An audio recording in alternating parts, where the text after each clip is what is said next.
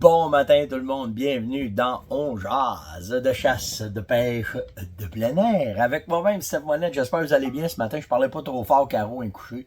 Fait que je vais essayer de me contenir ce matin et de pas trop me laisser aller dans la passion et dans les dans les sujets. Il y a de bonheur, fait que c'est pour ça. À matin, on va parler.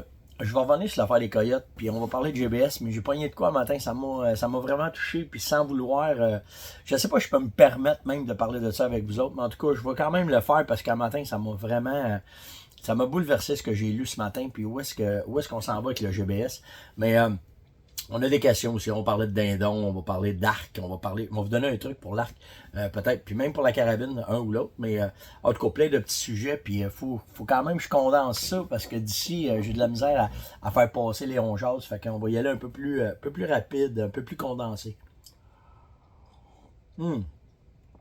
La millième arrive dans 10 jours, ça devrait être des alentours j'ai de la misère à retrouver quand est-ce que j'ai commencé les ongeases, en avril 2019, j'ai essayé de faire des recherches, puis j'ai pas assez ça serait des alentours de la mi-avril que j'aurais commencé les rongeases.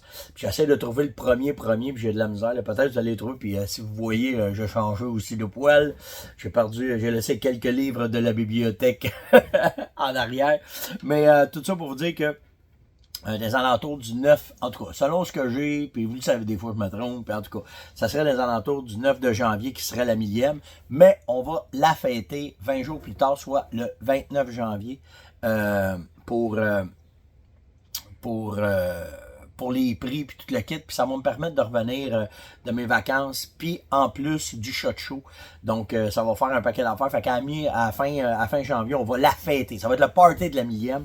Mais tout ça pour vous dire qu'on va avoir beaucoup de prix à donner. Puis si vous n'êtes pas inscrit, inscrivez-vous là au non. Demandez-moi le lien sur steph.onjase@fermonette.com. Il y a un lien pour la millième pour s'inscrire. Ou allez sur le site de la Fermonette, allez en bas. Vous pouvez, on est rendu à pas loin de 5000 personnes qui s'est inscrit quand même. Hein. Fait que c'est vraiment nice. Donc, allez vous inscrire. Je reviens sur l'affaire du GBS hier là, avec le coyote, là, puis la madame qui a fait un GoFundMe. Vous êtes une gang à m'avoir écrit et c'est venu. Il y en a, c'est venu sur les chercher. Il y en a qui m'ont dit, prends pas ça à cœur tant que ça, là, capote pas avec ça. Je capote pas avec ça, mais tu sais, quand j'ai un peu de misère avec les gens qui ont pas de gros bon sens. Quand je parle de GBS, là, c'est le gros bon sens. Puis on dirait en vieillissant, la main est plus courte avec ces genres de personnes-là, mais gardez bien ça. Le GBS, c'est une chose, mais ce matin, tu sais, quand je fais les onjases, j'essaie tout le temps de répondre à vos questions, puis j'essaie d'aller chercher des nouvelles du jour, des affaires qui se passent dans le fond, puis tout le kit. Ce que je vais vous parler là, ça va faire un lien avec les armes à feu. Ce matin, en lisant les nouvelles, j'ai appris, tout bonnement, que l'actrice Karen Vanasse s'est faite frapper en plein visage pour aucune raison. Elle est rentrée d'une boutique, il y a un gars qui a passé, puis pouf, il a soigné une shot, puis elle a été frappée. Puis tout est en son honneur parce qu'elle n'en veut pas à la personne, mais elle dit que c'est de la santé mentale, que la personne n'allait pas bien, puis qu'elle en veut pas, tu sais. Par contre, regardez bien, c'est là où est-ce que le GBS embarque, puis où est-ce que je trouve que ça n'a pas de bon sens. Elle a quand même fait une déclaration à la police. Les policiers ils ont dit, on est au courant. Le gars, c'est pas la première fois qu'il fait ça. Et c'est là que tout le système dans ce qu'on est, je trouve que le GBS, le gros bon sens, il n'est pas là. Ils sont au courant que le gars, il maltraite des femmes. Je ne sais pas si les femmes ont porté plainte ou pas. Ça, on ne le sait pas. Mais, moi, juste vous verrez ça sur deux autres sens. S'il fallait qu'il soit armé, il arriverait quoi? Et s'il fallait que ce gars-là tombe sur ma blonde, ma mère, la blonde d'un de mes chums, la blonde d'un de mes fils, puis que je sois là, c'est pas si moi en arrête du GBS. Fait que tu sais, je me demande, où est-ce que ça s'en va, là, cette affaire-là? Pourquoi faire que ce bonhomme-là, qui fait ça, il n'a pas été arrêté, il n'a pas été raisonné? C'est un asti de problème, ça, là. Il se promène dans la rue, là. C'est inacceptable. Comment ça se fait qu'il n'y a pas une loi qui parle de l'inacceptable en société? Qu'un gars qui rentre dans une boutique ou une femme crisse une shot.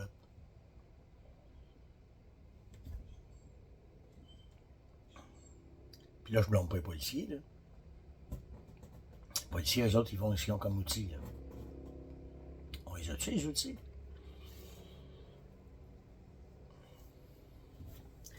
Fait que tu sais, quand on parle de GBS, de gros bon sens, que ça soit un GoFundMe pour un coyote ou un gars qui frappe une femme, n'importe quelle raison, il n'y a pas de raison. Hein, premièrement, tu ne frappes pas quelqu'un, c'est d'attitude, là, tu sais, là. Puis si tu te mets à frapper quelqu'un, si toi t'as le doigt, moi le doigt, là, tu sais. Je sais pas, mais en tout cas, ça m'a... mais tu sais, où est-ce que cette portion-là de GBS se rend maintenant, le gros bon sens? Puis là, ben, tu sais, elle, c'est parce qu'elle est connue, là. C'est pour ça que ça sortit d'un journal. Mais on a attendu que ce gars-là rentre en quelque part, qu'il arrête d'un bar, qu'il prenne, qu'il s'achète, puis qu'il rentre, puis que là... tu sais, ça nous touche direct, ça, là, cette affaire-là. Tu sais, c'est quoi la prochaine étape de ce malade-là? Là? Tu sais pas. Je parle pas pour moi qui est... Mais tu sais, pense 2 minutes, là. T'es dans la boutique, puis le gars, il rentre, il soigne ta blonde. Pour aucune raison. Chris. Si les fils se touchent, là, ça sera pas beau, là, en tout cas. Je sais pas, je me demande, tu sais. En tout cas. Pensez à ça. Ça va vous faire de quoi choisir à soir pendant le réveillon.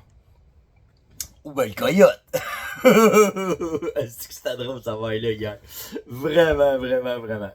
Vraiment drôle. Il y en a, là, ouf, il y en a qui sont comme moi, ils ont fait, hey, qu'est-ce qui se passe? Il y en a qui ont la même médecine que moi, là, qu'un coyote galeux, là, on a la même idée. Mais en tout cas, puis je me suis fait ramasser, là, 2, 3, 4 fois par des madames, là, qui disaient, qu'est-ce que tu penses? Puis la pauvre petite bête, puis aïe, aïe, reviens sa planète, là, c'est un coyote. Là. Pas que j'ai pas de respect pour les coyotes, là, c'est pas ça, là. Ça l'a... En fait, c'est une espèce envahissante, hein. Il va se poser de site, lui, là. Fait que, tu sais, on l'accepte, mais s'il fait des demeures, on va y régler son problème, là, tu sais, on le trappe, on ramasse le poil, on le met en de nos manteaux, puis c'est fini là, là. Fait que c'est ça. Fait que, en tout cas, pensez à ça, GBS, je sais pas. Dans les questions, Steve me demande où ça tombe les panaches de chevreuil d'orignal, puis comment qu'on fait pour les trouver. Ici au Québec, avec la... Ben là, il y a un redout, là, vous autres, là. Fait que là, la neige va baisser, va se taper. Je ne sais pas s'ils vont rester dans les ravages, mais là, c'est là ça prend du GBS, OK? Tu vas pas dans les ravages chercher les panaches. Tu rentres pas dedans pour aller chercher une corne, tu fais pas ça. Tu veux pas y sortir de dedans ravage. Fait qu'en fait, au Québec, le meilleur temps, c'est avant qu'ils rentrent dans les ravages, mais surtout après. Parce que après, là, tu as à peu près une semaine où est-ce que, à cause où les chevreuils passent régulièrement là, quand ils font leur ravage, puis qu'ils vont sortir des ravages, ces trails-là viennent bien pleines d'excréments, puis ça fait comme isolé, puis elle reste cette neige-là. Fait que quand tu arrives dans le bois, la neige est quasiment toute partie, puis t'es où les trails. Fait que si tu suis ça, d'habitude, chaque bord, tu as des chances de trouver des panaches. C'est la façon que je les trouve, Steve, moi, au printemps. C'est au printemps qu'on fait ça, pas à cet temps-ci. Fait pas comme aux États. Aux États, ils peuvent y aller parce que à cet temps-ci, ils n'ont pas de neige. Les chevreuils ne ravagent pas, mais au Québec, on fait pas ça. Fait que t'attends au printemps, puis le printemps, là, ce bout-là, là, juste entre quand le verre sort, puis que la neige est toute partie, puis que, tu sais, quand tu marches dans le bois, il y a encore des plaques de neige, là, mais quand tu rentres dans les ravages, là, t'es voué. C'est écœurant. Tu vois les trails bien comme il faut qu'ils restent dans le bois, parce que les chevreuils ont resté là tout l'hiver, ils ont mangé ce qu'ils pouvaient manger. Quand le fumier a tombé à terre, ça fait un isolant. Fait que là, cette neige-là, ils font pas tout de suite. Fait que ça te donne une idée tout de suite comment faire, puis tu es capable d'aller chercher, puis d'aller voir ça. Sébastien me dit, j'ai gagné un arc, puis je me suis fait dire qu'il était gaucher, mais il dit gaucher, droitier, il dit, je peux tirer avec ça, puis ça va marcher pareil. Non, pas à l'arc. Ça marche pas de même à l'arc que ça. Premièrement, si tu veux savoir comment est-ce qui est ton œil dominant pour savoir si t'es un gaucher ou un droitier. À carabine, tu peux jouer. Mais à l'arc, tu peux pas jouer. Essaye pas de corriger ton cerveau. Il y a des exceptions, là, mais je te le dis, là, oublie ça. Faut vraiment que tu ailles avec ton œil dominant. Puis ton œil, comment tu sais ce que tu fais pour faire ton œil dominant? C'est assez simple. Tu t'étires les bras comme ça, OK? Puis, me regarder, mettons, sur mon chandail, là, OK? Je sais pas, je suis capable. Ouais, OK, vous voyez mon... Ouais, on va le faire comme ça. OK, vous voyez mon œil, OK? Fait que si je mets mes deux yeux comme ça, je me ferme les yeux, puis que là, je m'enligne sur mon nez, OK? Si je ferme mon œil gauche, je vois la fenêtre à gauche. Puis si je ferme mon œil droit, là, je vois mon bout de nez. Ben, en fait, c'est l'œil que j'ai fermé qui est le dominant, c'est mon droit. Fait que c'est comme ça que tu sais si t'es gaucher ou droitier. Puis là, ben, à partir de là, c'est là que tu décides qu'est-ce que tu achètes, comment tu achètes. Puis tu sais, il y en a des fois qui ont de la misère à tirer à la carabine. C'est une des raisons. Ils ne savent pas quel côté, quel œil qui est le dominant. Puis c'est automatique, hein. C'est automatique. C'est ton dominant qui dirige tout. Fait qu'à partir de là, fait que si ton arc, si t'es vraiment droitier, puis t'as un arc gaucher, vends ça, va t'en chercher un autre, t'as pas le choix, ça.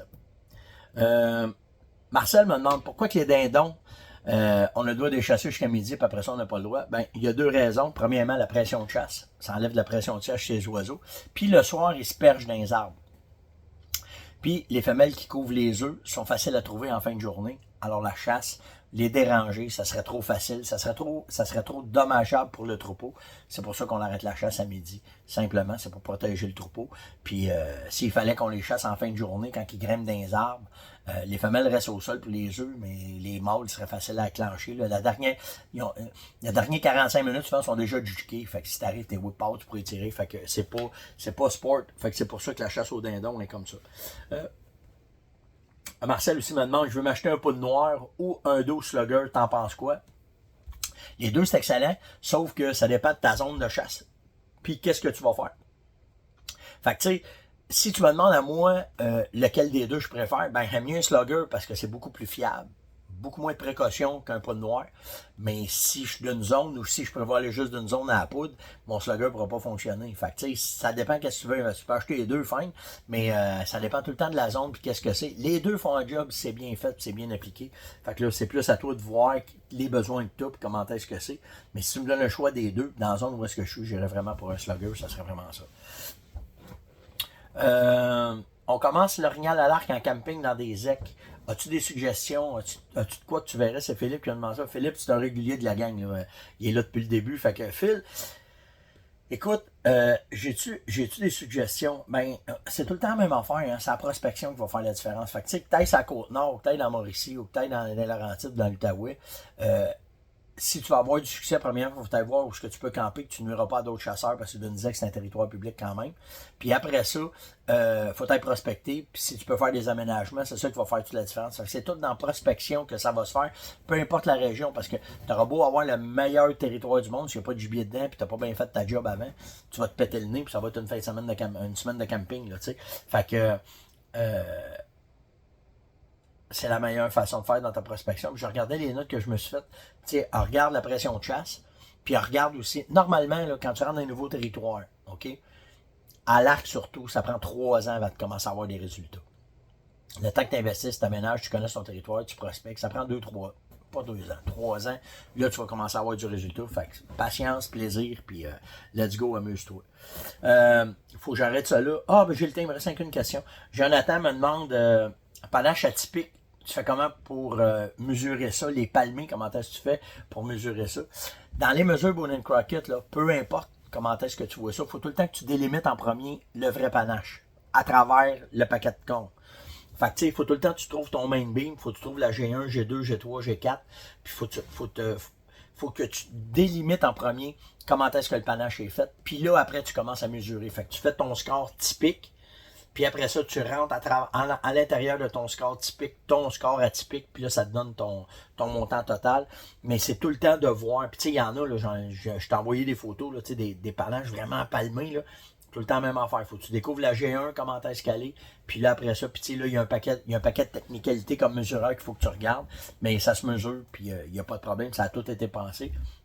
Beaucoup plus facile d'avoir un typique qu'un atypique, mais c'est tout le temps une question à travers toutes les points, de trouver le vrai panache qui est dedans, le beam, toute l'équipe. Après ça, tu pars et tu mesures. C'est de cette façon-là qu'on fait ça. Likez, partagez, invitez, surtout commentez. Je suis sur le bord depuis avoir 7 ans. Si vous avez des questions, répondez-moi vraiment. On arrive à la fin de notre année. Demain, on va faire un petit recap, là, parler un peu de tout ce qui s'est fait. J'aimerais ça être en live avec vous autres demain pour pouvoir faire ça. Je suis prêt à regarder s'il y a moyen que je puisse me connecter et faire de quoi live. Mais sinon, ben ça va être comme ça. Puis on va pouvoir se parler. Venez me parler du GBS. Qu'est-ce que vous pensez? Qu'est-ce qui s'est passé? Puis comment est-ce que c'est? C'est un débat de société qui vient se refléter directement dans nos activités de plein air, de chasse, de pêche. Fait que, en tout cas, venez me parler de ça, ça me fait plaisir. Puis j'ai du temps. De temps en temps, bien assis, je vous réponds en masse, puis je fais le tour. Si vous avez des questions, steph.onjaz@fermonette.com. Likez, partagez, invitez, surtout commentez, puis on se voit demain tout le monde. Ciao!